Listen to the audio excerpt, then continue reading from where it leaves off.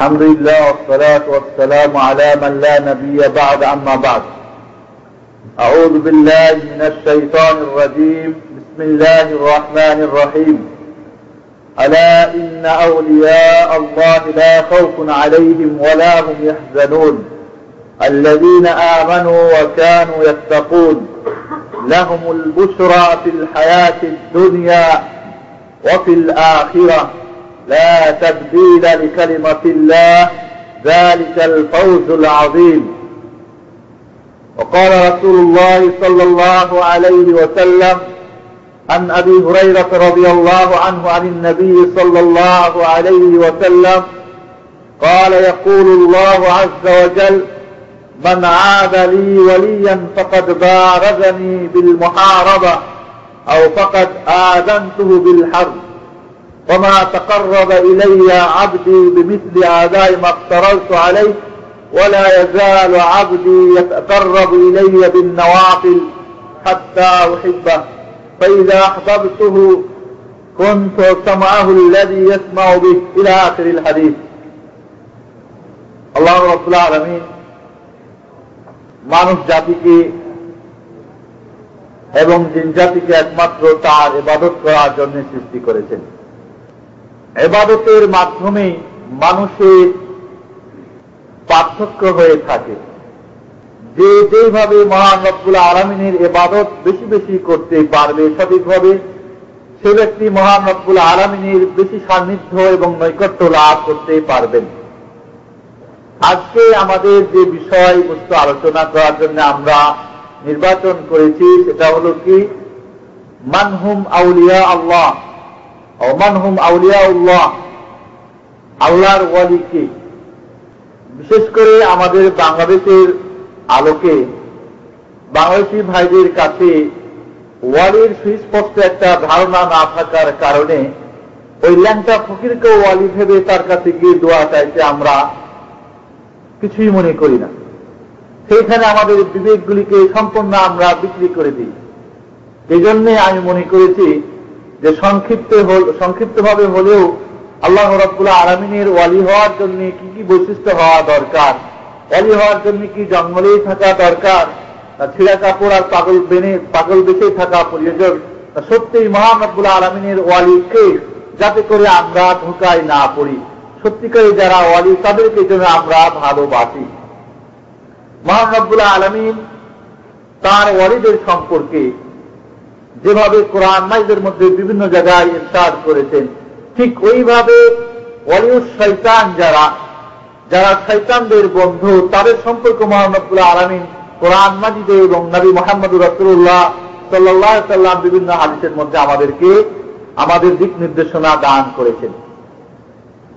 কোরআন মাজিদের একটি আয়াত সূরা ইউনূসের 162 থেকে 64 পর্যন্ত যেগুলি পাঠ করেছি আপনাদের কাছে, আয়াতটার আলোকে কেন্দ্র করে এবং যে হাদিসটি পাঠ করেছি বুখারী শরীফ থেকে, দুইটাকে কেন্দ্র করে খুব সংক্ষিপ্ত আমি কিছু আপনাদের ওয়ালি সম্পর্কে বলার চেষ্টা পাবো ইনশাআল্লাহ।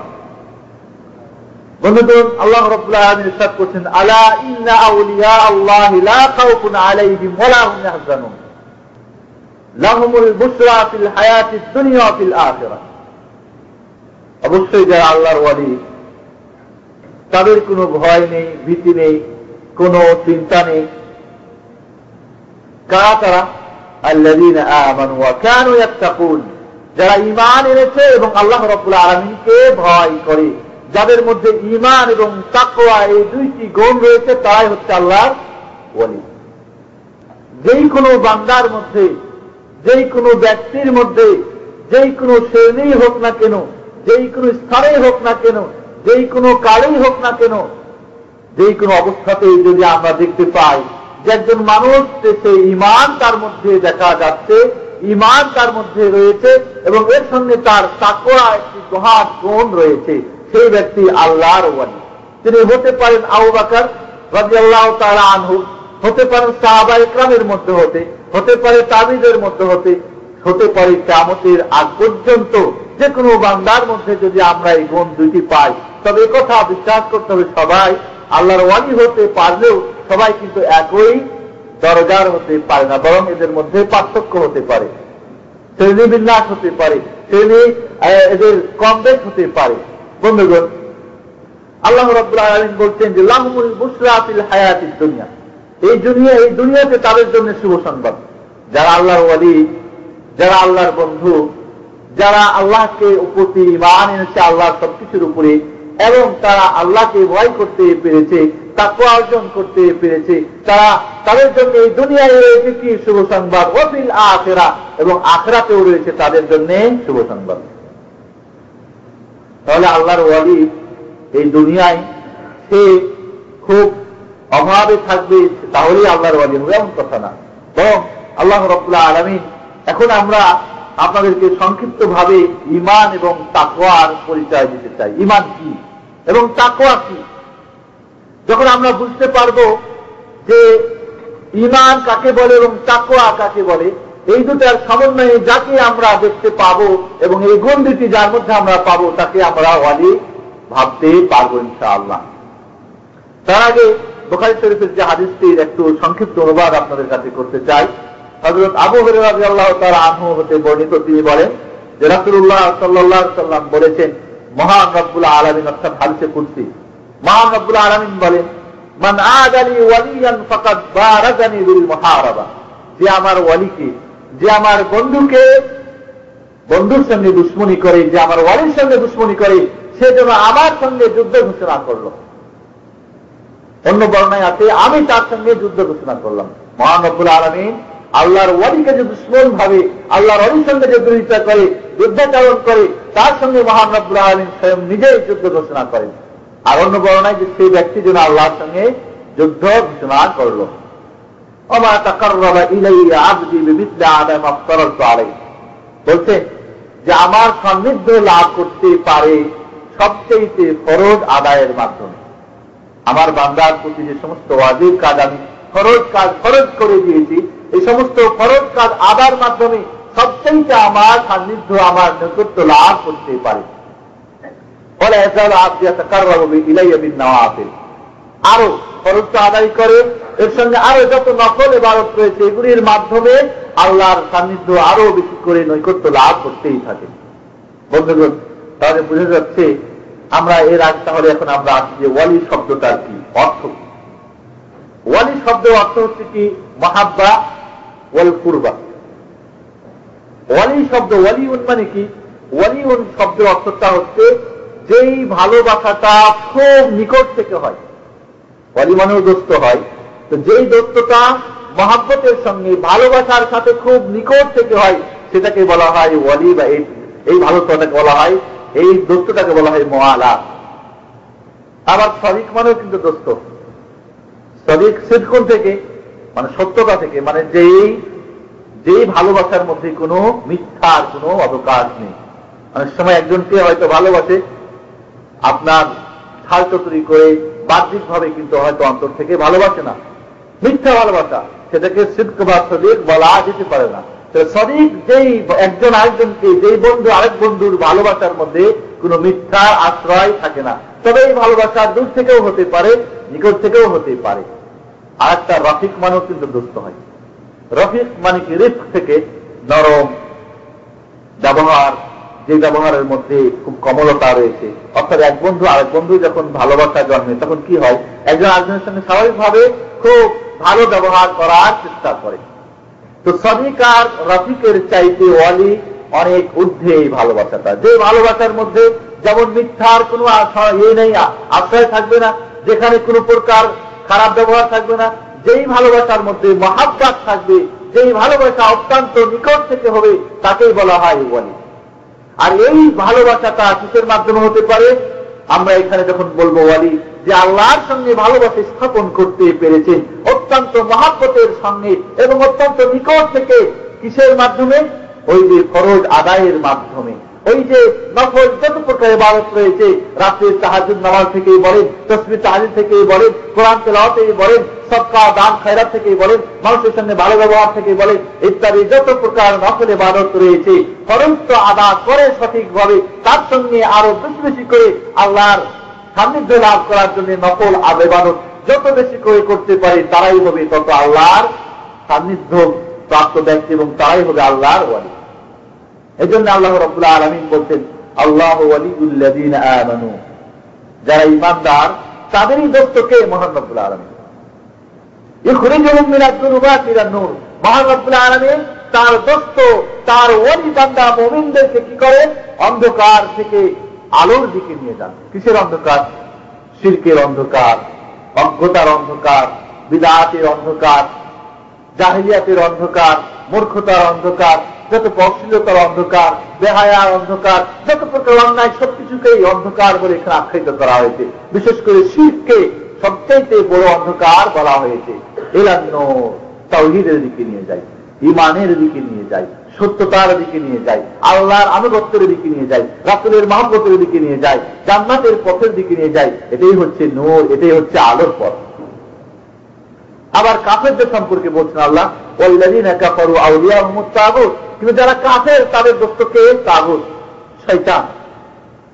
শয়তান মানুষরূপী শয়তান হতে পারে, জিনরূপী শয়তান হতে পারে, যাদের ইবাদত করা হয় আল্লাহ ছাড়া, এরাই হচ্ছে তাদের বন্ধু। তারা কি করে? ইখরিজুনাহুম মিনান নূরি ইলাজ যুলুমাত, তাওহীদের পথ থেকে, ঈমানের পথ থেকে, জান্নাতের পথ থেকে নিয়ে যায় কোথায়? জাহান্নামের পথে নিয়ে যায়, শয়তানের পথে নিয়ে যায়, শিরক বিদআতের পথে নিয়ে যায়, অন্ধকারের পথে। বন্ধুগণ, আল্লাহ রাব্বুল আলামিন বিভিন্ন ভাবে যেরকম মুমিনদেরকে একজন আরেকজনকে ওয়ালি বলে আখ্যায়িত করেছেন। মুমিনরা এবং মুমিনা মহিলারা একজন আরেকজনের দোস্ত ওয়ালি বলে আল্লাহ রাব্বুল আখ্যায়িত করছেন। ইন্নাল মুমিনিনা ওয়াল মুমিনাত বা'দুহুম আউলিয়াউ বা'দ, মুমিনরা এবং মুমিনা মহিলারা, পুরুষ এবং মহিলা মুমিনরা একে অপরের আউলিয়া, বন্ধু। খুব ভালোবাসে যাদেরকে একে অপরকে, এবং খুব নিকট থেকে যাদেরকে ভালোবাসতে পারে, এরা হচ্ছে মুমিন, এরা হচ্ছে আল্লাহর ওয়ালি। তারা কি করে? ইয়ামুরুনা বিল মা'রুফ ওয়া ইয়ানহাউনা আনিল মুনকার, যারা নেক কাজের, ভালো কাজের আদেশ করে, অন্যায় কাজ থেকে মানুষকে নিষেধ করে, ওয়া ইউকিমুনাস সালাহ, নামাজ প্রতিষ্ঠা করে, ওয়া ইউতুনাজ যাকাত, যাকাত আদায় করে, ওয়া ইউতিউনা আল্লাহ ওয়া রাসূলা, আল্লাহ রাসূলের অনুসরণ করে। উলাইকা সায়ারহামুহুমুল্লাহ, এদের উপরে আল্লাহ রাব্বুল আলামিন কি করবেন? রহমত বর্ষণ করবেন। তাহলে বন্ধুগণ, আমরা এখানে বুঝতে পারছি যে ঈমান যাদের মধ্যে রয়েছে তারাই হচ্ছে মুমিন, আর মুমিনরা একে অপরের বন্ধু, আর এ হচ্ছে আল্লাহর ওয়ালি। ঠিক আল্লাহ রাব্বুল আলামিন শয়তানদের ওয়ালি সম্পর্কেও আলোচনা করেছেন। আজকে সবচেয়ে বড় যেটা বিপদ, আল ফারক বাইনা আউলিয়ার রহমান ওয়া আউলিয়াশ শয়তান, আল্লাহর ওয়ালি এবং শয়তানের ওয়ালির মধ্যে যে একটা পার্থক্য রয়েছে, এই পার্থক্য কিন্তু আমরা আজকে পার্থক্য করতে পারি না। একটাই কারণ যে আমরা সত্যি ওয়ালির যে গুণাবলী কি হওয়া উচিত আমাদের ধারণা নেই। আমরা মনে করি জঙ্গলে যে বসে থাকে সেই মনে হয় আল্লাহর ওয়ালি, যে সাপ বিচ্ছু খেতে পারে সেই মনে হয় আল্লাহর ওয়ালি, যে অলৌকিক কিছু শয়তানের মাধ্যমে কিছু দেখাতে পারে সেই হলো ওয়ালি। বন্ধুগণ, এই জন্য আল্লাহ রাব্বুল আলামিন শয়তানদের ওয়ালি সম্পর্কে বলছেন যে ইন্নামা সুলতানহু আলাল্লাযীনা ইয়াতাওয়াল্লাউনাহু ওয়াল্লাযীনা হুম মুশরিকুন, শয়তানের যারা ওয়ালি তাদের উপরে কিছু করতে পারে, তার রাজত্ব কায়েম করতে পারে, এবং তারাই হচ্ছে মুশরিক যারা। তাহলে মুমিনরা কখনোই কি হতে পারে না? শয়তানের ওয়ালি হতে পারে না, বরং মুশরিক কাফেররা হচ্ছে কার? শয়তানের ওয়ালি। আল্লাহ অন্য জায়গায় বলছেন ফাকাতিলু আউলিয়া শয়তান, শয়তানদের ওয়ালিদের সঙ্গে যুদ্ধ করো। তাদের সঙ্গে? কাফেরদের সঙ্গে না, মুশরিকদের সঙ্গে না। তাহলে মুশরিক কাফেররা হচ্ছে কি? শয়তানের ওয়ালি। ইন্না কাইদাশ শয়তান কানা দাঈফা, শয়তানের যে মক্কর চক্কর, শয়তানের যে বিবেক বুদ্ধি, তার যত হিলাবানা সবকিছু কিন্তু দুর্বল। আল্লাহ রাব্বুল আলামিন বলছেন আফাতাত্তাখিযুনাহু ওয়া যুররিয়াতাহু আউলিয়া মিন দুনি ওয়া হুম লাকুম আদু বি'সা লিয-যালিমিনা বাদালা, তোমরা আল্লাহকে ছেড়ে দিয়ে তোমরা শয়তানকে এবং তার সন্তানদের, তার চেলা চামান্ডারদেরকে, তার দোসরদেরকে তোমরা ওয়ালি বানাতে চাও। বন্ধুগণ, এখানে অনেকগুলি আয়াত, সময় কুলাবে না, শুধু আপনাকে এটুকুই মনে রাখতে হবে, ইন্নামা জাআলনা শায়াতিনা আউলিয়া লিল্লাযীনা লা ইউমিনুন, যারা আল্লাহর উপরে ঈমান রাখে না তাদের জন্য শয়তানকে তাদের বন্ধু আল্লাহ রাব্বুল আলামিন বানিয়ে দেন। তাহলে বুঝতে হবে যে একদিকে যেরকম আল্লাহর ওয়ালি রয়েছে, আর একদিকে কিন্তু শয়তানেরও ওয়ালি রয়েছে। আল্লাহর ওয়ালি কারা? আল্লাযীনা আমানু ওয়া কানু ইয়াত্তাকুন, যারা ঈমান এনেছে এবং আল্লাহর এবং রাসূলের যত প্রকার আদেশ নিষেধ রয়েছে সমস্তকে সঠিকভাবে মেনে চলে, তারাই হচ্ছে আল্লাহর ওয়ালি।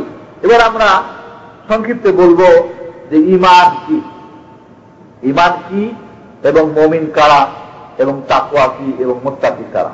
তাহলে এই দুইটা স্পষ্ট হলে আল্লাহর ওয়ালি আমরা বাছাই করে নিতে পারবো ইনশাআল্লাহ। প্রথমে আসি ইমান। ইমান আমানার মাসদার। ইমান শব্দের অনেকগুলি অর্থ হতে পারে, যেরকম ইমান আমানত থেকে হতে পারে, যেটা খেয়ানাতের উল্টা। আমানত রক্ষা করা আমরা বলি না, আর একটা হলো খেয়ানাত। আমানতের উল্টো যে খেয়ানাত, এই খেয়ানাতের যে বিপরীত আমানত, সেটাকেও ইমান বলা যেতে পারে। আবার ইমান মানে হচ্ছে যে আপনার স্থিরতা। আল্লাহ রাব্বুল আলামিনের প্রতি যে ব্যক্তি ইমান আনবে, আল্লাহ রাসূলের প্রতি ইমান আনবে, ইমানের যে সমস্ত কাজ করবে, ঠিক ওই ব্যক্তির অন্তর সবসময় স্থির থাকবে। এই অন্তর কোন সময় অস্থিরতা বোধ করবে না, এই জন্য তাকে ইমান বলা হয়। আবার ইমানের অর্থ হয় কি তাসদীক, মানে বিশ্বাস করা, যার উল্টোটা হচ্ছে আপনার তাকযীব বা মিথ্যা মনে করা। আবার ইমানের অর্থ হয় কি আমান, নিরাপদ। ইমান নিরাপদেও হতে পারে, এই লোকটা ইমানের মধ্যে রয়েছে বা আমানের মধ্যে, অর্থাৎ নিরাপদে রয়েছে, যেটা হচ্ছে ভয়ের বিপরীত। আবার ইমান, যে ইমান বলতে আমরা আজকে আলোচনা করতে চাচ্ছি, যার বিপরীত হচ্ছে কুফরি বা অস্বীকার করা। তাহলে ইমানের পারিভাষে আপনার আবিধানিক অর্থ হচ্ছে হুয়া তাসদীক, বিশ্বাস করা। ইসলামের পরিভাষায় ইমান বলা হয় হুয়া তাসদীকু বিল জিনান ওয়াল ইকরার বিল লিসান ওয়াল আমাল বিল আরকান। অন্তরে বিশ্বাস, মুখ দিয়ে সেটা প্রকাশ, এবং সে সঙ্গে আপনার কাজে পরিণত করা। আমরা ইমান এনেছি কি, যে আখিরাত বলে একটা জিনিস রয়েছে, একটা ইমান বিশ্বাস করি। মুখে আমরা বলি আমানতু বিল্লাহ, আমানতু বিল ইয়াউমিল আখির, শেষ দিবসের উপর আমরা ইমান আনি। এখন যদি আপনি বিশ্বাস করলেন, মুখে উচ্চারণ করলেন, কিন্তু এর সঙ্গে যে আমল না করেন, তাহলে কিন্তু ইমানের কোনোই মূল্য নেই। এই জন্যে আল ঈমানুল মুতলাক মুস্তালজামুন বিল আমাল। বলছেন ইমান যখনই বলবে আমি ইমানদার, তখনই আপনার জন্য আমল করা ওয়াজিব, অবশ্যই করণীয়। যদি কোনো ইমান আমল না করে, কোন বিশ্বাস সেই অনুযায়ী আমল না করে, তাহলে কিন্তু সেটাকে আমরা মুমিন বলতে পারি না। একজন বিশ্বাস করে যে বিষ খেলে মানুষ মারা যায়, তারপরে যদি খায়, কি বলবেন? বলবেন যে তার বিশ্বাস ছিল, সে জানতো যে মাধ্যমে মানুষ মারা যায়। কখনোই আমরা বিশ্বাস করতে পারি না। এই জন্য মনে রাখতে হবে যে ইমান যখনই একজন দাবি করবে, মুখ দিয়ে তাকে যেরকম স্বীকার করবেন, তৎসঙ্গে কাজ করতে হবে। এই জন্য আল্লাহ রাব্বুল আলামিন কোরআন মাজিদে যেখানে ইমানের কথা বলেছেন, সেখানে আমলের কথা বলেছেন। ওয়াল আসরি ইন্নাল ইনসানা লাফি খুসর ইল্লাল্লাযীনা আমানু ওয়া আমিলুস সালিহাত, ইল্লাল্লাযীনা আমানু ওয়া আমিলুস সালিহাত। কোরআন মাজিদের মধ্যে আল্লাহ রাব্বুল আলামিন যেখানে ইমানের কথা বলেছেন, সেখানে আমলের কথা বলেছেন। এই জন্য মনে রাখতে হবে যে শুধু বলবেন যে আমি বিশ্বাস করি, কিন্তু আমল করবেন না, তাহলে তার ইমান নাই, আমরা বলে দেবো, বুঝে নিব। এই জন্য ইমান যখনই যে দাবি করবে, তার সঙ্গে তাকে আমল অবশ্যই করতে হবে। বন্ধুগণ, ইমানের 6টি রুকন রয়েছে। আল্লাহর প্রতি ঈমান আনা, আমানতু বিল্লাহি ওয়া মালাইকাতিহি ওয়া কুতুবিহি ওয়া রুসুলিহি ওয়াল ইয়াউমিল আখির ওয়াল কদরি ওয়া বিল ইয়াউমিল আখির ওয়াল কদরি খাইরিহি ওয়া শাররিহি। আল্লাহর প্রতি ঈমান আনা, মহান রব্বুল আলামিন তার প্রতি সঠিকভাবে আপনাকে ঈমান আনতে হবে, সঠিক তার ব্যাপারে ধারণা থাকতে হবে, তার সঙ্গে কোন প্রকার শিরক করা চলবে না। এরপরে সমস্ত ফেরেশতাদের ব্যাপারে ঈমান আনতে হবে। এরপরে আপনাকে কুতুব, সমস্ত আপনার কিতাবের উপর ঈমান আনতে হবে। এরপরে রাসূলদের প্রতি ঈমান আনতে হবে, এবং রাসূলরা সর্বশ্রেষ্ঠ মানব, তারা নিষ্পাপ, তাদের দায়িত্ব সঠিকভাবে তারা পালন করেছেন, মানুষের কাছে পৌঁছেছেন, হেদায়েতের রাস্তা মানুষের কাছে যত যেভাবে প্রয়োজন সব কিছু বর্ণনা করে দিয়ে গেছেন।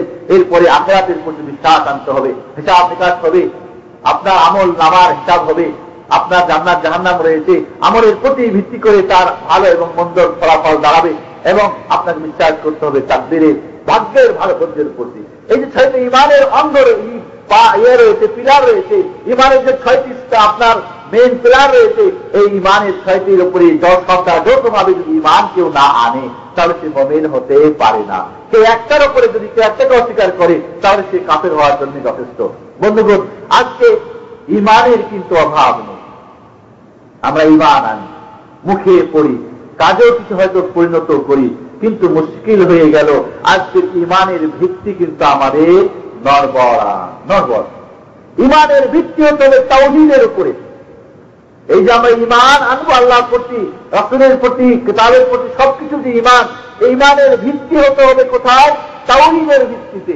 আজকে ইমান রয়েছে যে আল্লাহকে আমরা এক বলে বিশ্বাস করি, তিনি আমাদের একমাত্র মাবুদ। আমরা প্রতি রাকাত নামাজে বলছি ইয়াকা না'বুদু ওয়া ইয়াকা নাস্তাঈন, কিন্তু ইমানের ভিত্তি কোথায় আমাদের মজবুত না।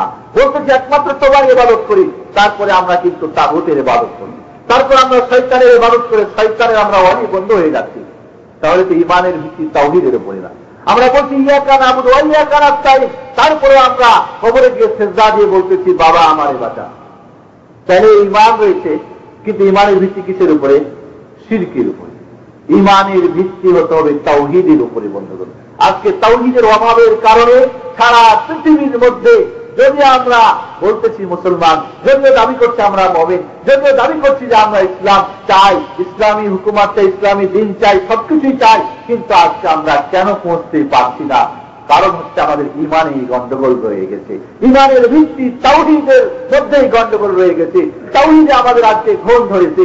তাওহীদের মধ্যে আজকে আমরা তাওহীদকে আমরা আণবিক বোমা দিয়ে ধ্বংস করে দিয়েছি। আজকে আমরা তাওহীদকে বোঝার চেষ্টা করি না। বন্ধুগণ, এই জন্যে একদিক দিয়ে যেমন আল্লাহর ওয়ালির প্রথম গুণ হচ্ছে মুমিন হতে হবে, এই মুমিনদের কিন্তু ইমানের ভিত্তিটা তাওহীদের উপরে হতে হবে। তাওহীদ তিন প্রকার। তাওহীদুল উলুহিয়া, আল্লাহর ইবাদতের মধ্যে আল্লাহকে এক জানা। যত প্রকার ইবাদত হবে একমাত্র মহান রব্বুল আলামিনের জন্য হবে। আমার যত প্রকার দাসত্ব, যেখানে আমার ছোট, যেখানে আমার মাথা নত, একমাত্র হবে আল্লাহর কাছে, কোন পরাশক্তির কাছে, কোন মহান ব্যক্তির কাছে, কোন পীর আউলিয়ার কাছে, কোন রসুলের কাছে, কোন ফেরেশতার কাছে আমার নিজেকে আমি ছোট করতে জানবো না। এটাই হচ্ছে কি ইবাদত, এটাই হচ্ছে আল্লাহর দাসত্ব। যত প্রকার ইবাদত রয়েছে, নামাজ, রোজা, হজ, যাকাতই হোক, আর দোয়াই হোক, আর ভয় হোক, আর ভীতি হোক, আর চাওয়া হোক, আর পাওয়া হোক, আশা হোক, আর আকাঙ্ক্ষা হোক, সবকিছুই কিন্তু ইবাদত। একমাত্র হতে হবে কার কাছে? আল্লাহর কাছে।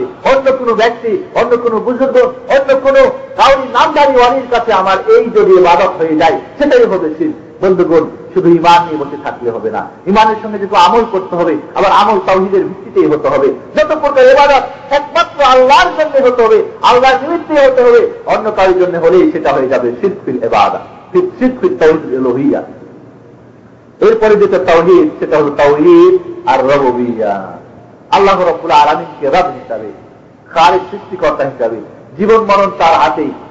একমাত্র তিনি রিজিক দান করতে পারেন, তিনি আমার ভাগ্যের পরিবর্তন করতে পারেন, পরিবর্তন করতে পারেন। আজকে আমরা বলি না, আজকে আমরা রাজনৈতিক ফিল্ডে আমরা বলে বেড়াই না যে জাতির ভাগ্যের পরিবর্তন হতে পারে অমুকের মাধ্যমে তমুকের মাধ্যমে, বলে থাকি না? আল্লাহ রাব্বুল আলামিন ছাড়া কেউ ভাগ্যের পরিবর্তন করতে পারেন না। কোন পার্টি, কোন যুগ, কোন ব্যক্তি কেউ করতে পারে না। একমাত্র ভাগ্যের মালিককে মহান রব্বুল আলামিন, তিনি ভাগ্যের পরিবর্তন, উত্থান পতন করতে পারেন। তিনি মানুষের সুখ দুঃখের পরিবর্তন করতে পারেন। তিনি একমাত্র মানুষের জীবন মরণ দিতে পারেন। তিনি একমাত্র মানুষকে সন্তান দিতে পারেন। তিনি একমাত্র একজনের কল্যাণ অকল্যাণ করতে পারেন। তাহলে আল্লাহ রাব্বুল আলামিন তাওহীদুর রুবুবিয়্যা সংক্ষেপে আরো আপনাদের একবার বলেছিলাম, বলবো যে কাজের মধ্যে আল্লাহ রাব্বুল আলামিনের যত প্রকার কাজ রয়েছে, সমস্ত কাজের মধ্যে একমাত্র আল্লাহকে জানা। এখানে অন্য কাজের শরীক আছে না জানাকে বলা হয় তাওহীদুল রুবুবিয়্যা।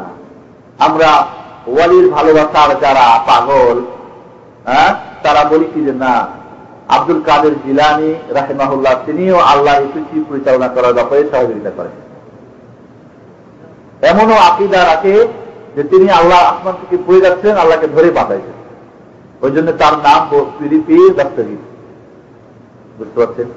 যার পরে আমি আসতেছি কি কি আকীদার কারণে, আজকে ওয়ালি না জানার কারণে আমরা শয়তানদের ওয়ালিদের মধ্যে আমরা বিভ্রান্তে পড়ে গিয়ে বিভিন্ন ধরনের আকীদা আমরা পছন্দ করি, যেগুলো অনেক সময় বিদআতি আকীদা, অনেক সময় শিরকি আকীদা। বন্ধুগণ, তাহলে আমরা সংক্ষেপে জানতে পারলাম যে তাওহীদুর রুবুবিয়্যা অর্থাৎ আল্লাহ রাব্বুল আলামিনকে তার কাজের মধ্যে এক জানা। অন্য কেউ, আল্লাহ ছাড়া কেউ জীবন দিতে পারেন না, রিজিক দিতে পারেন না, ভালো মন্দ করতে পারেন না, গায়েব জানেন না। তিনি ছাড়া অন্য কেউ আপনার পৃথিবী পরিচালনা করেন না। তাহলে তিনি ছাড়া কেউ আমার খালিকও না, সৃষ্টিকর্তাও না। তাহলে আল্লাহ রাব্বুল আলামিনের সমস্তর মধ্যে তিনি ছাড়া কেউ আইন দিতে পারেন না। তার একমাত্র ল চলবে, তার একমাত্র নিয়ম কানুন চলবে, তারই দস্তুর চলবে। কোন মানুষ রচিত কোন আইন চলবে না। কোন হুকুম আহকামের জন্য, কোন বিচারের জন্য কার কাছে যাব?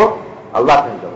আল্লাহর দিনই মানবো, অন্য কোথাও যাব না। এগুলি হচ্ছে কি তাওহীদুর রুবুবিয়্যা। আর তাওহীদুল আসমা ওয়াস সিফাত তৃতীয় প্রকার, যেটা যে আল্লাহর নামের মধ্যে এবং তার গুণবাচক নামের মধ্যে একমাত্র আল্লাহকে জানা, কাউকে শরীক না করা। যাই হোক, এবং তার কাজগুলির মধ্যে। সংক্ষিপ্ত তাহলে আমরা জানলাম যে ঈমান হচ্ছে মনের বিশ্বাস, মুখ দিয়ে উচ্চারণ এবং সে অনুযায়ী কাজ করা। বিশ্বাস করলাম মহান রব্বুল আলামিন তিনি একমাত্র আমার ভালো মন্দের চাবিকাঠির মালিক, তিনার হাতে আমার রিজিকের চাবি। এখন যদি রিজিকের জন্য আমি কি করি, দোকানের মধ্যে চাবি ঝুলিয়ে রাখি, তাহলে ব্যবসায় নোকসান হবে না, ফায়দা বেশি হবে। তাহলে এটা কি ঈমানের সঙ্গে মিল হলো? হলো না। আর এই জন্য বন্ধুগণ, আজকে আমাদের ঈমান থাকলেও আমি এই জন্য বলি মুসলমানদের ঈমানের পুনর্জাগরণ ঘটানো প্রয়োজন রয়েছে তাওহীদের ভিত্তিতে। সময় অনেক লাগবে, এবার আমি আপনাদের নিয়ে যেতে চাই তাকওয়া। কারণ সংক্ষিপ্ত আমরা জানলাম যে যেই ব্যক্তিটির মধ্যে এই ঈমান থাকবে, যা অন্তরে বিশ্বাস করে, মুখ দিয়ে তা প্রচার করে এবং কাজে পরিণত করে তাওহীদের ভিত্তিতে তার ঈমান, এই হলো মুমিন। এবং আমরা জানি মুত্তাকি বা তাকওয়া কি।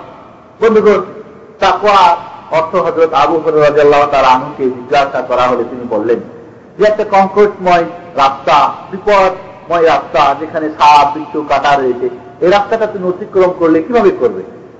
স্বাভাবিকভাবে তখন আমরা লুঙ্গি বা প্যান্ট এটাকে ভালো করে কেটে নিয়ে এবং আমরা চোখটি ভালো করে খুলে এবার প্রতিটি পা যখন আমি খুব সতর্কতার সঙ্গে ফেলে এই রাস্তাটা পার হব, এই যে খুব সতর্কতা অবলম্বন করে এটাকে বলা হয় তাকওয়া। এটাকেই বলা হয় তাকওয়া। আর তাকওয়া এটা হলো শাব্দিক অর্থ, মানে এই যে খুব সতর্কতা অবস্থা, সর্বমুহূর্তে সতর্কতা থাকা, এটাকে বলা হয় তাকওয়া।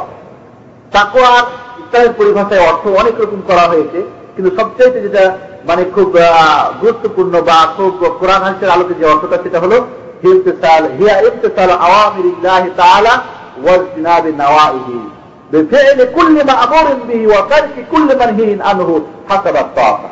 বন্ধুগণ, আল্লাহ রাব্বুল আলামিন এবং নবী মুহাম্মদ রাসূলুল্লাহ সাল্লাল্লাহু আলাইহি সাল্লামের মাধ্যমে যত আদেশ আমরা আমাদের কাছে এসেছে, প্রত্যেকটি আদেশকে পুঙ্খানুপুঙ্খভাবে ছোট থেকে বড় পর্যন্ত প্রত্যেকটি আদেশকে যখন ঠিক মতো আমল করতে পারবে, কাজে পরিণত করা, আর প্রত্যেকটি নিষেধ থেকে নিজেকে বিরত রাখা। আল্লাহু আকবার। তাকওয়া তাহলে এমন একটা মহৎ গুণ, যেই গুণের মাধ্যমে একটি মানুষ সর্বপ্রকার আদেশকে পালন করে এবং সর্বপ্রকার নিষেধ থেকে বিরত থাকে। তাহলে মুত্তাকি ওই ব্যক্তি, যে ব্যক্তি আল্লাহর সমস্ত আদেশ নিষেধকে মেনে চলে। বন্ধুগণ, তাহলে আল্লাহর ওয়ালিকে আমরা সংক্ষেপে বলি যে যার মধ্যে ঈমান রয়েছে, বিশ্বাস রয়েছে, সেটাকে উচ্চারণ করে এবং আমলে পরিণত করে, আর যে ব্যক্তি আল্লাহর সর্বপ্রকার আদেশ নিষেধকে মেনে চলে, সেই ব্যক্তি আল্লাহর ওয়ালি। তাহলে এর জন্য কোন মাদ্রাসায় লেখাপড়া করার প্রয়োজন নেই, এর জন্য রাসূলকে দেখার প্রয়োজন নেই, এর জন্য স্বপ্নে যোগে অনেক কিছু পাওয়ার প্রয়োজন নেই, এর জন্য আপনাকে জঙ্গলে থাকার প্রয়োজন নেই, এর জন্য আপনার ছিঁড়া কাপড় পরার প্রয়োজন নেই, এর জন্য তাকে বিশেষ কোনো বাহ্যিক কোনো গুণের, ঈমান এবং তাকওয়া, এই গুণ দুইটি বাহ্যিক না, এটা হলো আধ্যাত্মিক গুণ, যেটাকে অন্তরের সঙ্গে জড়িত রয়েছে। একজন লোকের যখন ঈমান মজবুত হবে, সেই ব্যক্তি আল্লাহ সর্বপ্রকার আদেশ নিষেধ থেকে মেনে চলতে পারবে, ঠিক মতো চলতে পারবে। তো বলতে তাহলে আমরা বুঝতে পারি এর দ্বারা যে আল্লাহ রাব্বুল আলামিনের ওয়ালি তারাই যাদের মধ্যে ঈমান রয়েছে এবং সর্বপ্রকার আদেশ এবং নিষেধ মানার মতো ক্ষমতা রয়েছে, অর্জন করতে পেরেছে, এরাই হলো আল্লাহর ওয়ালি। এবার আমরা আসি যে আজকে কিন্তু ওয়ালির দাবিদার অনেক রয়েছে না?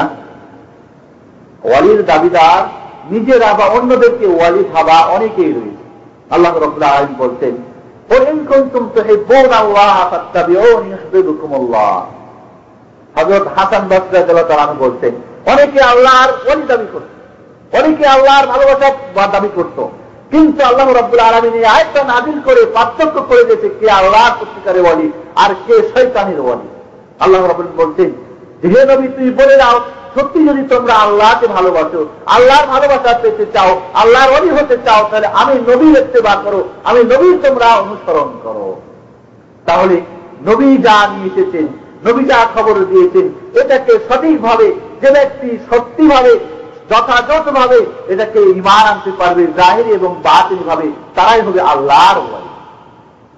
আজকে আল্লাহর ওয়ালি হওয়ার জন্য আমরা আল্লাহর ওয়ালি যারা তাদের কিন্তু কারামত হয়।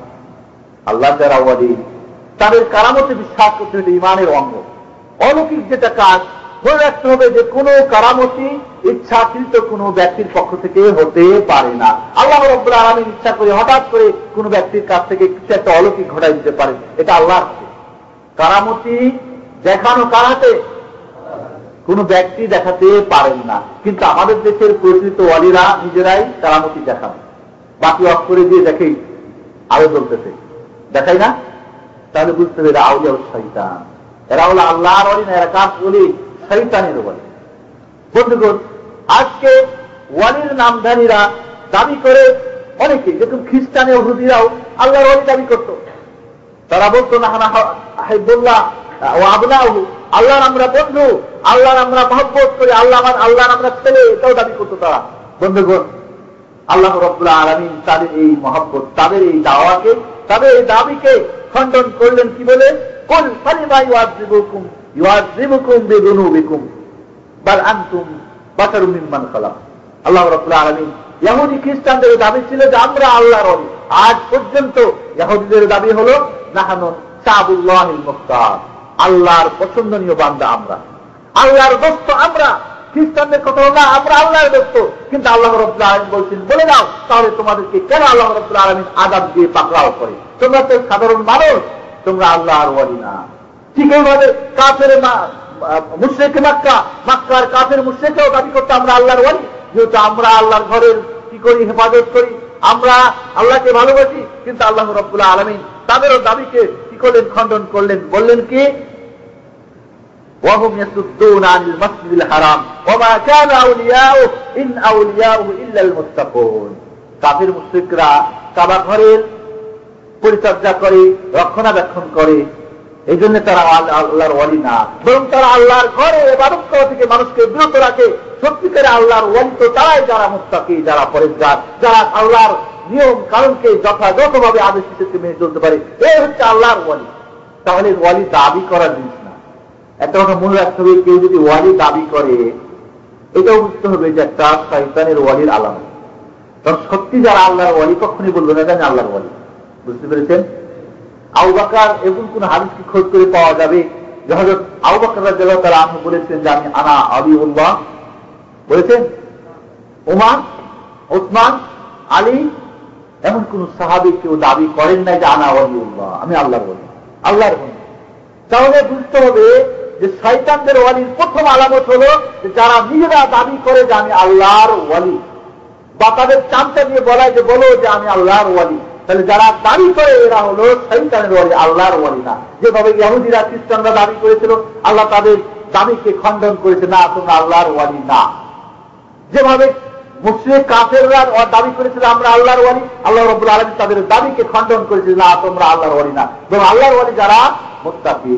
তাহলে বন্ধুগণ, বুঝতে হবে যে ঠিক এইভাবে দেখেন আল্লাহ রাসূল সাল্লাল্লাহু আলাইহি ওয়াসাল্লাম বুখারী মুসলিমের হাদিস আমর ইবনে আস সাহাবী বর্ণনা করছেন, বলছেন যে আল্লাহ রাসূল স্পষ্ট করে আমাদের কাছে বলেছিলেন যে ইন্না আলা ফুলান লাইসু লি আউলিয়া, আমার বংশের অমুক গোত্রের লোকেরা আমার ওয়ালি না, বরং কে ইন্নামা ওয়ালি আল্লাহু ওয়া সালিহুল মুমিনিন, এবং আমার ওয়ালি আল্লাহ রাসূল বলছেন যে আমার বন্ধু তারাই যারা মুমিন, এবং যারা আল্লাহ এবং মুমিন তারাই হলো আল্লাহ আমার বন্ধু। আল্লাহ বলছেন ফাইন্নাল্লাহা হুয়া ওয়া মাওলাহু ওয়া জিবরিল ওয়া সালিহুল মুমিনিন, মুমিন তো তারাই যারা আল্লাহ আমাদের বন্ধুকে আল্লাহ এবং জিবরিল আমিন আলাইহিস সালাতু ওয়াস সালাম এবং যারা মুমিন। তাহলে বুঝা যাচ্ছে যেখানে দাবি করলেই মুমিন হওয়া যায় না, দাবি করলেই মুত্তাকি হওয়া যায় না, দাবি করলে আল্লাহর ওয়ালি হওয়া যায় না, বরং এটা ঈমানের ব্যাপার, এটা কাজের ব্যাপার, বাস্তব। আজকে তো বন্ধুগণ, আজকে যারা ওয়ালির দাবিদার তারা কি বলেন জানেন? তাদের আকীদা কি জানেন? তাদের কিছু আকায়েদের কথা আপনাদেরকে বলে আমি শেষ করবো ইনশাআল্লাহ। প্রথম আকীদা হলো যে তারা রাসূল সাল্লাল্লাহু আলাইহি ওয়াসাল্লাম যেরকম ওয়াহির মাধ্যমে, জিবরিলের মাধ্যমে ওয়াহি পেতেন, ঠিক তারা আল্লাহর ওয়ালি যারা, তারা এই রাস্তা ছাড়া অন্য রাস্তা দিয়েও আল্লাহর মাধ্যমে আল্লাহর সঙ্গে তারা ওয়াহি আসা যাওয়া করে। তাদের মনে রাখতে হবে আল্লাহ রাব্বুল আলামিন তার রাসূল এবং নবী এবং ফেরেশতাদের মাধ্যম ছাড়া কাউকে ওয়াহি করেন না। তাহলে তাদের যে দাবি যে আমাদের কাছে ওয়াহি আছে রাসূলের তরিকা বা যে অন্য রাস্তা দিয়ে আমরা ওয়াহি পাই, এটা মিথ্যা দাবি। এরাই হলো শয়তানের ওয়ালি। এরা বলে কি জানেন, যে যা কিছু প্রয়োজন হালাল হারাম করার, জায়েজ না জায়েজ করার সবকিছু তারা আল্লাহর কাছ থেকে তারা বেদনেও কোন জিবরিলের মাধ্যমে রাসূল পেত, কিন্তু আমরা কোনো মাধ্যম লাগে না, বরং আমরা ঘুমের মাধ্যমে, আপনার স্বপ্নের মাধ্যমে আমরা কাজ হয়ে গেছে, কাজের দাবি করে না। এরা করে কি, যে কাজ হয়ে গেছে, অর্থাৎ ওয়ালি যারা তাদের কাজের দাবি করে, এটা আল্লাহ এবং তাদের মধ্যে কোনো আর পর্দা নেই, খুলে দিয়েছে, সবকিছুই তারা দেখতে পায়। এরা দাবিদার, এরাই হচ্ছে শয়তানের ওয়ালি, এরা আল্লাহর ওয়ালি নয়। এরা দাবি করে কি, যে নবী রাসূলদের চাইতেও তারা উত্তম। যারা শয়তানের ওয়ালি, তারা দাবি করে নবী রাসূলদের চাইতে তারা উত্তম। কোন দিক দিয়ে? নবী রাসূলরা তো হলো কি, মানে প্রকাশ্য শরিয়াতের তাবেদারি, তাদের কাছে মাত্র শরিয়াত এসেছিল, আর আমাদের কাছে আছে কি, শরিয়াত এসেছে, তারপরে এসেছে বাতিনি, তারপরে হাকিকাত, মারেফাত, তারপরে আরো কত কিছু তারা দাবি করে। বলে রাসূলরা শুধু এদের দায়িত্ব ছিল শরিয়াতকে পৌঁছে দেওয়া, বাহ্যিক যে সমস্ত আমল আখলাক, কিন্তু আমরা আমাদের কাছে আল্লাহ রাব্বুল আলামিন ওয়াহির মাধ্যমে বাতিনি, হাকিকাত, মারেফাত আর কাশ আর কত কিছু, এগুলি আমাদের মাধ্যমে মানুষের কাছে পৌঁছে দেওয়া, আল্লাহর কাছ থেকে ওয়াহি হয়, এই দাবি করে। বন্ধুগণ, এরা আল্লাহকে তাহলে মিথ্যা বলে না? এরা রাসূলকে মিথ্যা মনে করে না? কারণ রাসূল তো বলছে যে আমি সবকিছু পৌঁছেছি, রাসূলের দায়িত্ব সবকিছু পৌঁছে দেওয়া, তাহলে কি তিনি আমানতের খেয়ানত করে গেছেন? আজকে তারা হযরত আলীর নাম দিয়ে, হাসান হোসেনের নাম দিয়ে বাতিনি গ্রুপ আর এই সিলসিলা আর ওয়ালির গ্রুপ খুলে দিয়ে তারা করেছে কি, দাবি করে বাতিনি গ্রুপ। তারা বলে শরীয়তটা দুই ভাগ, একটা জাহিরি একটা বাতিনি। প্রকাশ্য যেটা, এটা নবী রাসূলদের কাজ এবং আলেমদের কাজ, আর বাতিনি যেটা হলো ওয়ালিদের কাজ। এইটাই হলো ধর্মের আসল হাকিকাত, এটাই হলো মূল অংশ। এই দাবি করে তারা কি করে, আল্লাহর নবীকে মিথ্যা মনে করে, আল্লাহকে মিথ্যা মনে করে। কারণ আল্লাহ তো বলছেন তার নবী তার দায়িত্ব পালন করেছেন, আর তারা বলছে না, নবী দায়িত্ব পালন করে নাই। এইভাবে তাদের দাবি হলো যে আহলুস সুফা, যারা আহলুস সুফা বুঝেন, মদিনা মসজিদের পাশেই একটা ঘর ছিল, যারা হিজরত করে আসতো, যাদের ঘর বাড়ি ছিল না, তারা এখানে বসবাস করতো। এরা বলতো আহলুস সুফা। আহলুস সুফাদের নিকটে নবী মুহাম্মদুর রাসূলুল্লাহ সাল্লাল্লাহু আলাইহি ওয়াসাল্লাম দাওয়াত পৌঁছাবার জন্য তিনি দায়িত্ববান ছিলেন না, বরং মেরাজের রাত্রিতে আল্লাহ রাব্বুল আলামিন তাদের বাতিনিভাবে সব ওহী করে দিয়েছিলেন। বলেন নাউযুবিল্লাহ। আহলে সুফা, মেরাজ তো হলো মক্কি জীবনে, ঠিক না? আর সুফা তো হলো মদিনী জীবনে। তাহলে মেরাজের রাত্রিতে আহলে সুফার জন্মই হয় নাই, আহলে সুফার কোন বাস্তবতায় কিছুই ছিল না। তারা বলে যে না, মেরাজের রাত্রিতে আহলে সুফার কাছে সব ওহী হয়ে গেছে বাতিনিভাবে, আর ওইখান থেকেই তাদের সিলসিলা। এই জন্য সুফিবাদীরা বলে ওইখান থেকে আমাদের সুফি নাম এসেছে। আর ওইভাবে তারা যত ইচ্ছা মনে করে যেটা সেটাকে শরিয়াত চালু করে, আর ওইভাবে আমল করে, মানুষের ঈমান নষ্ট করে। বন্ধুগণ, যার বাস্তবতা ছিল না আহলে সুফা, তার আগেই তাদের কাছে ওয়াহি কিভাবে হয়ে যায়? এইভাবে তাদের দাবি, তাদেরই হলো তারা ভাগ করে মানুষগুলিকে। কি ভাগ করে? যেদের মধ্যে কিছু ওয়ালি রয়েছে, আবদাল রয়েছে, নোকাবা রয়েছে, নুজাবা রয়েছে, তারপরে আওতাদ রয়েছে, আফতাব রয়েছে, সৈয়দ কুতুবুল নাম ছিলেন না? সাধারণ মানুষ যারা, ওলামা যারা, এদেরকে বলা হয় এরা হলো কেউ নিম্ন তবকার মানুষ। নবী রাসূলরা এরা একেবারে সাধারণ মানুষ, বরং ওয়ালিরা হচ্ছে উত্তম। নবী রাসূলদের চাইতে ওয়ালিরা উত্তম। দলিল পেশ করে কি জানেন? হযরত মুসা আলাইহিস সালাতু ওয়াস সালাম খিজিরের কাছে ইলম শিক্ষা করার জন্য গিয়েছিলেন না? তো বলে যদি উত্তম না হয়, খিজির ছিল আল্লাহর ওয়ালি, খিজির ছিল ছিলেন আল্লাহর ওয়ালি, আর মুসা ছিলেন আল্লাহর নবী। নবী হয়ে গেলেন ওয়ালির কাছে, উত্তম না হলে কেন তিনি গেলেন? এই দ্বারা তারা দাবি করে। বন্ধুগণ, তাদের দাবি কি জানেন? যে হযরত খিজিরের জন্য যেরকম মুসার ইত্তেবা করা প্রয়োজন ছিল না, যারা আল্লাহর ওয়ালি তারা নবী মুহাম্মদ রাসূলুল্লাহ সাল্লাল্লাহু আলাইহি ওয়াসাল্লামের ইত্তেবা করা প্রয়োজন নেই। তাহলে তারা কি মুসলমান নাকি? তাদের দাবি হলো যে যারা আল্লাহর ওয়ালি তারা নবীর ইত্তেবা করার প্রয়োজন নেই, কোন প্রয়োজন নেই। এই জন্যই দেখবেন কিছু পাগল সেজে তারা নামাজ পড়ে না, রোজা করে না, হজ করে না, তারা পাগলের বেশি ছেঁড়া কাপড় পরে দেখবেন তারা সাপ খায়, দেখবেন তারা ল্যাংটা হয়ে বসে আছে। এর আগেও তো আপনাকে বলছিলাম যে একটা ফকির আল্লাহর ওয়ালি দাবি করে যে আল্লাহর ওয়ালি। তো এক মুরিদ জিজ্ঞেস করলেন যে হুজুর আপনি কেন ল্যাংটা থাকেন? বলে এই দেখো, মানুষ তো লজ্জা করবে মানুষকে দেখে, মানুষ কি গরু ছাগল পশুকে দেখে লজ্জা করবে নাকি? বলে কেন, আমরা কি মানুষ না? বলে না, তোমরা তো গরু ছাগলের নাই। তো মুরুদ একটু চালাক ছিল, লাঠি নিয়ে বা শুরু করছে মারা ওই আল্লাহর ওয়ালিকে। আচ্ছা করে মার দান শুরু করছে। এবার কই না না না, দাও দাও, তুমি মানুষ। বলে ও, মার খেলে আমরা মানুষ হই না, আর মার না দিলে আমরা গরু ছাগল পুত্রুষ পর্যন্ত হই। তো বুঝছেন, তারা ল্যাংটা থাকে এই নিয়মে, বড় বড় জট বেঁধে, আর মালা গেঁথে, আর এটা দাড়ির মধ্যে জট বেঁধে দিয়ে, আর বিভিন্ন ধরনের মালা পুঁথি গেঁথে যুক্তি আছে, এরাই নাকি আল্লাহর ওয়ালি। এরা হচ্ছে শয়তানের ওয়ালি। এরা কারণই এরাই হচ্ছে শয়তানের ওয়ালি। যারা একথা দাবি করতে পারে যে নবী মুহাম্মদ রাসূলুল্লাহ সাল্লাল্লাহু আলাইহি ওয়াসাল্লামের অনুসরণ ছাড়াই তারা আল্লাহর বেলায়াত তারা প্রাপ্ত হয়েছে, যেরকম খিজিরের হয়েছিল। বন্ধুগণ, খিজির আল্লাহ হযরত মুসা আলাইহিস সালাতু ওয়াস সালামের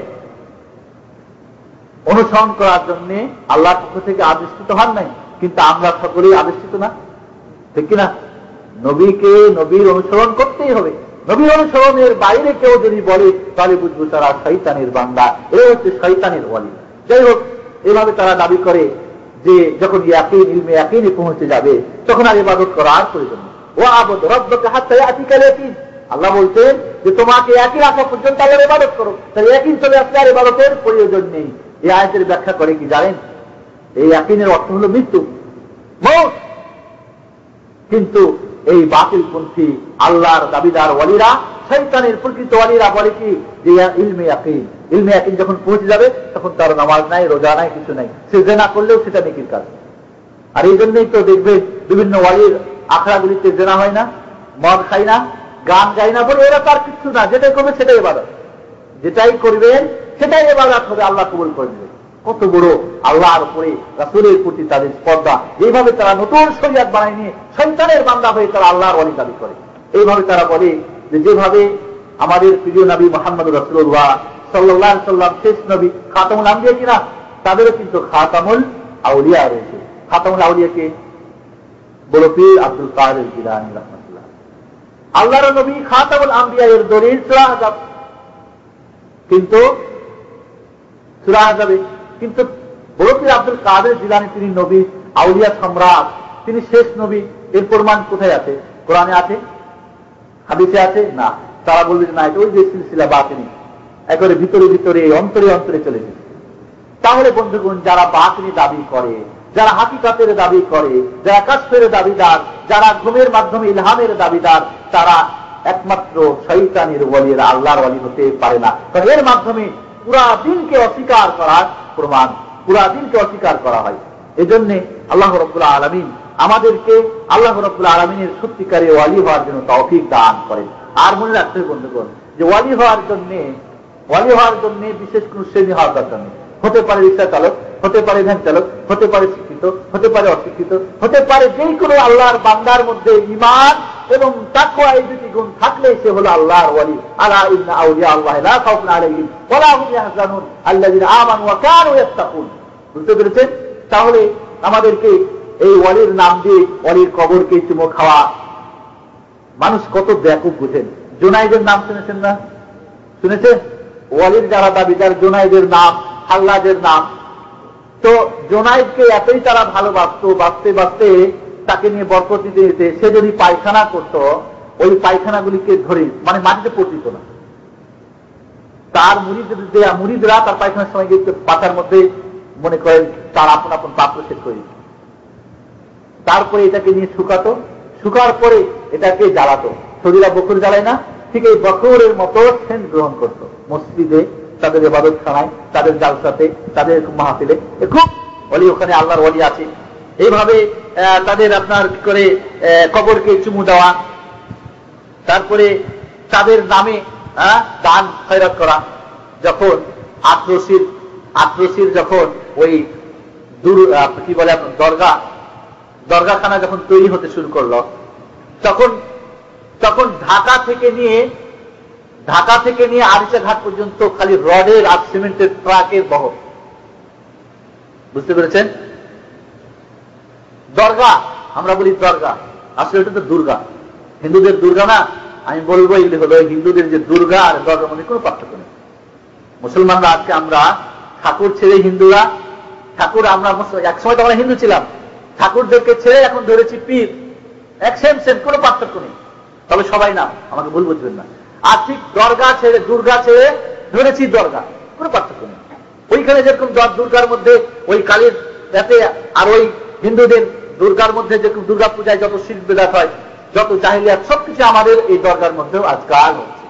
এই জন্য বন্ধুগণ, দরগা আর দুর্গার মধ্যে অনেকটা পার্থক্য আজকে কমে গেছে, এবং ঠাকুর আর পীরের মধ্যে অনেকটা পার্থক্য কমে গেছে।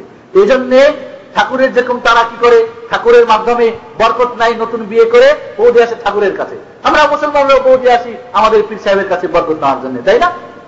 মানুষ এত বেকুব হয়ে গেছে, কি কর্নেল, কি জাহেল, কি শিক্ষিত অশিক্ষিত, সবাই সেখানে অবাধে গিয়ে। তো বন্ধুগণ, পীরের ভালোবাসা কি ওয়ালির ভালোবাসার নামে আমরা আজকে দান করতে কণ্ঠাবোধ করি না, কিন্তু দিন প্রতিষ্ঠার জন্য, জাহাজের জন্য একটা পয়সা দিতে আমরা রাজি না, এক মণ চাল দিতে রাজি না। বন্ধুগণ, এই জন্যে আসুন শয়তানদের ওয়ালির ধোকায় যেন না পড়ি। আমরা আল্লাহর ওয়ালিকে সত্যি ভালোবাসতে হবে, না বাসলে আল্লাহ স্বয়ং আপনার সঙ্গে যুদ্ধ ঘোষণা করবেন। এই জন্য বিভিন্ন নামে বিভিন্ন আকীদা যেন আমরা বিশ্বাস না করি, আল্লাহর ওয়ালিকে আমরা সঠিকভাবে জানতে পারি। আল্লাহ রাব্বুল আলামিন তার একমাত্র ওয়ালি হওয়ার আমাদেরকে তৌফিক দান করেন। আল্লাহ রাব্বুল আলামিন তার ওয়ালিদেরকে ভালোবাসার তৌফিক দান করেন। আল্লাহ রাব্বুল আলামিন ওয়ালি হওয়ার জন্য কোন প্রকার লিবাস, পোশাক, খাওয়া দাওয়া আলাদা হতে হবে এমন কোন প্রয়োজন নেই। ঈমান, ইন্না আকরামাকুম ইনদাল্লাহি আতকাকুম, আল্লাহর যদি সবচেয়ে পরিষ্কার হতে পারেন, তাহলে আল্লাহর আপনি ওয়ালি হতে পারবেন, আল্লাহর পছন্দের বান্দা হতে পারবেন। আল্লাহ দেখবেন আপনার চেহারা, দেখবেন আল্লাহ আপনার পোশাক, দেখবেন আপনার মাল সম্পদ, দেখবেন আপনার অন্তর, দেখবেন আপনার আমল। এজন্য আমরা আল্লাহ রসুল বলেন, আল্লাহ রসুল যে বলেছেন, আল্লাহ রসুল যেভাবে ওয়ালিদের আমাদেরকে পরিচয় দিয়েছেন, সেভাবে যেন আমরা ওয়ালিকে বুঝতে পারি, তাদের ধোকায় যেন আমরা না পড়ি। একটা প্রশ্ন এসেছে, আমি উত্তর দিয়ে শেষ করার চেষ্টা করবো। তাহলে প্রশ্ন থাকলে আপনার তাড়াতাড়ি পাঠিয়ে দেবেন। আমার প্রশ্ন নাই, খালাস, ইনশাআল্লাহ আজকে খুব ভালো হয়েছে, কোন প্রকার আপনাদের প্রশ্ন নাই। তো যেহেতু অনেক ভাইদের ডিউটি রয়েছে, দুইটার মধ্যে আমার কাছে একটাই এসেছে, এজন্য আজকে আলোচনা এখানে শেষ করছি। শেষের আগে বলবো, বন্ধুগণ, আপনাদের কাছে তাদের ডিউটি আছে, আপনারা চলে গিয়ে আপনাদের জন্য খানা রেডি, আপনারা খেতে পারেন। বন্ধুগণ, আজকে আমরা কিন্তু আরবি মাস হিসাবে নতুন বছরে আমরা গতকালকেই আমরা পদার্পণ করেছি। মুসলমানদের যে বছর হিসাব নিকাশ সেটা হবে হিজরি সনের সঙ্গে, হিজরতের ঘটনা আপনারা জানেন। এই জন্য নতুন বছরে যখন আমরা আজকে আছি, তখন গত একটি বছরের হিসাব যেন করতে আমরা না ভুলে যাই। বন্ধুগণ, গত একটি বছরে কি করেছি, ভালো করেছি না মন্দ করেছি, জান্নাতের কাজ করেছি না জাহান্নামের কাজ করেছি, আল্লাহর কাজ করেছি না শয়তানের কাজ করেছি, আল্লাহর বান্দা হয়েছি না শয়তানের বান্দা হয়েছি, আল্লাহর ওয়ালি হয়েছি না শয়তানের ওয়ালি হয়েছি। এজন্য নতুন বছরে আমরা নতুন উদ্যোগে ইনশাআল্লাহ আল্লাহ রাব্বুল আলামিনের কাছে যদি আমরা পাপ করে থাকি তওবা করব, যদি ফরজ কম করে আদা করে থাকি ভালো করে আদা করার চেষ্টা করব। আল্লাহ রাব্বুল আলামিন আমাদের এই নতুন বছরকে সুন্দর করে, নতুন বছরের জন্য আমরা আমলে আখলাকে, আমাদের সবকিছুতে যেন আমরা ভালো হয়ে চলতে পারি, সেই তৌফিক যেন আল্লাহ রাব্বুল আলামিন দান করেন। নতুন বছরে নতুন শুভেচ্ছা জানিয়ে আজকের মতো এখানে আলোচনার আগে এখানে একটি প্রশ্ন এসেছে। একটা প্রশ্ন করছেন যে আমরা একসময় হিন্দু ছিলাম। ভারতবর্ষের বেশিরভাগ সবাই প্রায় মনে করেন মোটামুটি বলা যেতে পারে আজকে থেকে 1200 যদি হয়, তাহলে 800 বা 900 বছর আগে পুরা ভারতবর্ষে সকলেই হিন্দু ছিল, সকলেই হিন্দু ধর্ম অবলম্বন করত। এরপরে দাওয়াত তাবলীগের মাধ্যমে এই দেশে ইসলাম আসে, তুজারদের মাধ্যমে, ব্যবসায়িকদের মাধ্যমে, এই আরবদের যারা ব্যবসায় যেত। এই জন্য দেখবেন যে নদী উপকূলগুলিতে, নদীর যেগুলি পাড়ে বা সাগরের, আমাদের উপসাগরের পাড়ে দেখবেন বেশিরভাগ ইসলামের প্রচার এবং প্রসার হয়েছে, এবং সেখানে মুসলমানদের এখন পর্যন্ত তাদের ঈমান এবং আমান অনেকটা মজবুত বলতে পারি। এই জন্যে আমরা বলছি, যে কথাটা বলতে চাচ্ছিলাম, যে একসময় হিন্দু আমরা ছিলাম, মানে আমাদের পূর্বপুরুষরা, আমরা না। তো পূর্বপুরুষ হয়েছে কি, সব সময় দেখা গেছে যে যখন কোন জাতি মুসলমান হয়েছে, তখন তাদের কৃষ্টি কালচার গুলি সাথে সাথে ছাড়তে পারে নাই। এই জন্য আপনি খোঁজ করে দেখবেন আমাদের বিবাহ অনুষ্ঠান যে সমস্ত সংস্কৃতি আমরা দেখতে পাই, এবং হিন্দুদের মধ্যে যে সংস্কৃতি মিল রয়েছে, কারণ আমরা মুসলমান হলেও আমাদের এই কৃষ্টি কালচার গুলি ছাড়তে পারি নাই, ইসলামের কৃষ্টি কালচার গুলি আমাদের মধ্যে প্রবেশ করতে পারে নাই। এই জন্য আমাদের চেষ্টা করতে হবে হিন্দু আনা কৃষ্টি কালচার গুলিকে ছেড়ে ইসলামের কৃষ্টি কালচার গুলিকে আমাদের ধরা এবং সেই অনুযায়ী আমাদেরকে আমল করা। তো হিন্দু থাকার মানে হচ্ছে যে আমাদের পূর্বপুরুষ একসময় হিন্দু ছিল, একসময় দরগায় পূজা করত, একসময় তারা ঠাকুর মানত। যদি আমরা ছেড়ে দিয়েছি ইসলাম গ্রহণ করে, কিন্তু অন্য নাম ধরে অন্যভাবে ওই কৃষ্টি কালচারগুলি আজও আমাদের মধ্যে বিদ্যমান, এটাই আমি বুঝাতে চেয়েছি বন্ধুগণ। আমার ভাই প্রশ্ন করছে যে মক্কা আর মক্কা শরীফ, কোরআন শরীফ মানে হচ্ছে কি মর্যাদাবান বা গুরুত্বপূর্ণ, এখানে নিতে পারি। তো মক্কা শরীফ বলতে আমরা বুঝি একটু মদিনা শরীফ, মক্কা শরীফ। মক্কা শরীফ, মদিনা শরীফ এই ধরনের কথা কোন কোরআন হাদিসের মধ্যে উল্লেখ নেই। আল্লাহ রাব্বুল আলামিন মক্কাকে বিভিন্ন নামে বালাদুল আমিন বলেছেন, মক্কা বলেছেন, বাক্কা বলেছেন। এইগুলি হচ্ছে কি যে মক্কা শরীফ বলতে হেরেম যে একটা রয়েছে, একটা নিষিদ্ধ এরিয়া রয়েছে, যার মধ্যে অনেক কিছুই করা যায় না, সেখানে শিকার করা যায় না, গাছ কাটা যায় না, অনেক কিছুকে মারা যায় না, সেখানে কাউকে হত্যা করা যাবে না। তো এইখানে এই এরিয়াটাকে মক্কা শরীফ এরিয়া বলে, যেরকম মদিনা শরীফের একটা এরিয়া হেরেম শরীফটাকে বলে। তো শরীফটা এখানে বলতে আমরা যে ব্যবহার করি, ব্যবহার করা জায়েজ আছে, মক্কা শরীফ, মদিনা শরীফ, বুঝছেন, এভাবে ব্যবহার করা জায়েজ রয়েছে। কিন্তু এর মানে এই না যে দরগা শরীফ বলবেন, দরগা শরীফ বলবেন নাকি মাজার শরীফ, এগুলি ব্যবহার করা চলবে। মক্কা সত্যি মর্যাদাবান জায়গা, মক্কা সত্যি অত্যন্ত গুরুত্বপূর্ণ স্থান, এই জন্য সেখানে আমরা শরীফ ব্যবহার করতে পারি। আজকাল তো সবই শরীফ হয়ে গেছে বন্ধুগণ, আজকাল তো সবই পবিত্র হয়ে গেছে। পবিত্র ওরস শরীফ, ওরস শরীফ তো পবিত্র, ওরস করা তো সম্পূর্ণ হারাম, আর সেটাই হয়ে গেল শরীফ, সেটাই হয়ে গেল পবিত্র। বুঝতে পেরেছেন? ওরস শরীফ। এই জন্য শরীফ মক্কার জন্য, মদিনার জন্য ব্যবহার করা যেতে পারে, তবে দরগার জন্য শরীফ ব্যবহার করা আদৌ ঠিক না, কোন যেটা ইসলাম যেটাকে সমর্থন করে না। কোরআন খতম করার পরে ইমাম দ্বারা দোয়া, বিশেষ দোয়ার ব্যবস্থা করা, এর কোন সিস্টেম না। কোরআন খতমের পরে, কালকে যেটা বলছিলাম যে কোরআন খতমের পরে রাসূলের প্রতি দুরূদ পাঠ করার নিয়ম রয়েছে। হযরত আনাস রাদিয়াল্লাহু তাআলা আনহু কোরআন খতম করার পরে তিনি আল্লাহ রাসূলের প্রতি দুরূদ পাঠ করে দোয়া করতেন। সব খুব যদি বেশি করতে পারেন তা আপনার পরিবারের যারা, তাদেরকে নিয়ে হয়তো আল্লাহর কাছে দোয়া করতে পারেন, এটুকুই। তবে আনুষ্ঠানিক দোয়ার নিয়মটা আপনাদের বলবো যে আনুষ্ঠানিক দোয়ার আসলে কোনো ভিত্তি নেই এই সমস্ত স্থানে। এজন্য কোরআন খতম করেছেন আপনি বা আপনার ছেলে বা মেয়ে, আপনি নিজেই দোয়া করবেন। এজন্য হুজুরটাকে বিশেষ দোয়া করবেন, আর প্রথমেই বলবেন দোয়া করবেন। দোয়া করলে তো আপনার কি করেন, শিরক করেন। দোয়া দেখে সে হুজুররা বেদাতি দোয়া করেন।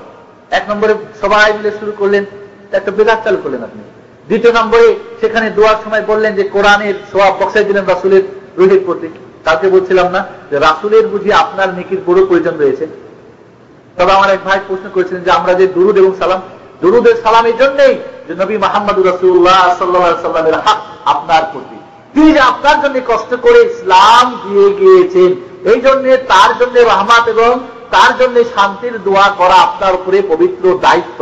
দায়িত্ব হিসাবে কিন্তু আপনার দোয়া বক্সেই দিবেন, দোয়ার প্রয়োজন রাসূলের প্রয়োজন নেই, রাসূলের আপনার সওয়াবের রাসূলের প্রয়োজন নেই, প্রয়োজন রয়েছে আপনার। হ্যাঁ, এখানে আপনি তারপরে করি কি আমরা ওসিলা করি, দুরূদ নবী, রাসূল, সাইয়্যিদ, কুতুব সকল ওয়ালিদের আমরা ওসিলা করি, যে ওসিলাটা এর আগে আলোচনা করে গেছিলাম যে ওসিলাটা বৈধ ওসিলা নয়। তাহলে যেই দোয়াকে কেন্দ্র করে আপনি অনেক কিছুই ইসলামের বহির্ভূত কাজ হয়, সেই দোয়া অবশ্যই করা ঠিক নয়। আপনি কোরআন খতম দিতে পেরেছেন, আল্লাহর কাছে কোরআন খতম দিয়ে দোয়া করতে পারেন না? এই কোরআনের ওসিলা করতে পারেন না যে আল্লাহ এই যে কোরআন খতম দিয়েছি, কোরআন পড়েছি, এই ওসিলা একটা ভালো কাজের ওসিলা আমাকে যা আপনি চাওয়ার চান। সেই জন্য ইমামদেরকে আপনারা দোয়া করার জন্য ডেকে নিয়ে আসবেন। এইভাবে তো রাসূলকে কেউ ডেকে নিয়ে যেতেন না, আবু বকরকে কেউ ডেকে নিয়ে যেতেন না, ইমাম আবু হানিফাকে রাহমাতুল্লাহ আলাইহি কেউ ডেকে নিয়ে যেতেন না দোয়া কোরআন খতম দিয়ে। সেই যুগে বুঝি কোরআন খতম হতো না? হতো না? ইমাম আবু হানিফা রাহমাতুল্লাহ আলাইহি সম্পর্কে এসেছে যে ইমাম বুখারী রাহমাতুল্লাহ আলাইহি সম্পর্কে এসেছে যে তিনি রমজান মাসে 40টা খতম দিতেন। তাহলে ইমামরা খতম দিতেন না? তাহলে এই যে আমরা একটা চালু করেছি নিয়ম, এ ধরনের চালু করা মোটেই ঠিক না। মা বাবার অনুমতি ছাড়া হজ করা যাবে কিনা?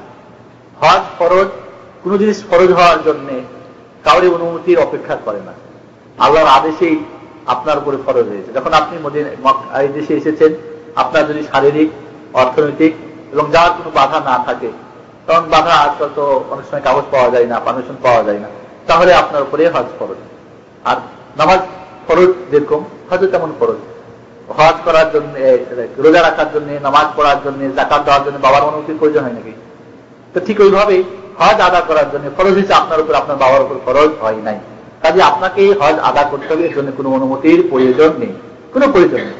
তবে আপনি খবর দিতে পারেন যে বাবা আমি হজ করতেছি, খুশি হবেন, সেটা আলাদা কথা, বুঝতে পেরেছেন? কিন্তু অনুমতি নিতে হবে, অনুমতি না পেলে হজ করা যাবে না, বাবা হজ না করলে আপনি হজ করতে পারবেন না, এমন কথা না। তবে মনে রাখবেন, ছেলের যদি হজ ফরজ হয় আদা করলেন, আপনি যদি চাকরি বাকরি করে আপনার টাকা পয়সা এমন হয় যে টাকা পয়সা দিয়ে আপনার বাবাকে হজ করাতে পারবেন, তাহলে আপনার বাবার প্রতিও হজ ফরজ হয়ে যায়। কারণ ছেলের সম্পদ বাবারই সম্পদ। অনেক সময় বলে যে বাবা তো নাই হজ করার মতো ক্ষমতা, ছেলে, তাহলে বুঝতে হবে ছেলের অর্থ বাবার অর্থ, মনে রাখবেন একটা কথা। এই জন্য বাবা মাকে টাকা দিতে বখিলতি করবেন না। আপনার যত সম্পদের, সব সম্পদের মালিক আপনার বাবা। আপনি যেভাবে এই সম্পদকে ব্যবহার করতে পারেন, আপনার বাবা আপনার অনুমতি ছাড়া বৈধভাবে, অবৈধভাবে না, বৈধ কাজে তিনি সেইভাবেই সেটাকে ব্যবহার করতে পারার তার অধিকার রয়েছে, বুঝতে পেরেছেন? এই জন্য মা বাবাকে টাকা পয়সা দিতে কণ্ঠবোধ করবেন না, কারণ আপনার টাকা পয়সার যে আপনি মালিক, আপনার বাবাও সেইটার মালিক। এই জন্যে হজ এটার কোনো প্রয়োজন নেই আর কি। যাই হোক, কথা কোরআন খতম দিয়ে কোনো মুলবি সাহেবকে বা ছাত্রদেরকে টাকা দেওয়া, টাকা দিয়ে বা টাকা সিস্টেমে কোরআন খতম সম্পূর্ণ হারাম, এটা চলবে না। যেটা আমাদের দেশে প্রচলিত আছে যে কোরআন খতম দেওয়ানো, তারপরে তাকে হাজিয়ে দেওয়া। হাজিয়ে কি স্বেচ্ছায় দেন? টাকা কম দিলে ফিকে মারে, বুঝছেন? হ্যাঁ মিয়া, কি পাইছেন? ফকির পাইছেন নাকি? ফকির এসে আপনার বাড়িতে একটা খতম পড়ছি, সময় লাগছে।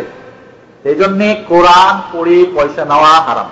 তবে কোরআনের মাধ্যমে চিকিৎসা করা যায়, জায়েজ রয়েছে। একজনের দেখা কোরআন পড়ে ফুঁকতে দিলেন, 500 টাকা নিন, জায়েজ আছে, অসুবিধা নেই। তবে তাবিজ লিখে দিয়ে না, খুব কোরআন সূরা ফাতিহা পড়ে, ইখলাস নাস বা বিভিন্ন পড়ে, বা একজনকে জাদু করেছে, জাদুর নিয়ম আছে, খুব দিয়ে জাদু ছেড়ে দেওয়া করে চিকিৎসা, এটা কি চিকিৎসা করে জায়েজ রয়েছে, বুখারী শরীফের হাদিস, আবু সাঈদ খুদরী রাদিয়াল্লাহু তাআলা আনহুর হাদিস। এই জন্য মুশকিল হয়ে গেল কি, শরিয়াত যেভাবে আছে ওইভাবে না রেখে ওর সঙ্গে অনেক কিছু কিয়াস করে উল্টাপাল্টা আমরা চালু করে দিয়েছি। মনে রাখতে হবে, কোরআন খতম দেওয়া আর চিকিৎসা দুইটা সমান জিনিস না। ওটা হলো আপনার চিকিৎসা, আর এটা হলো আপনার কোরআন খতম দেওয়া। এই জন্য বলবো আপনাদের যে কোরআন খতমের সিস্টেমই তো জায়েজ না।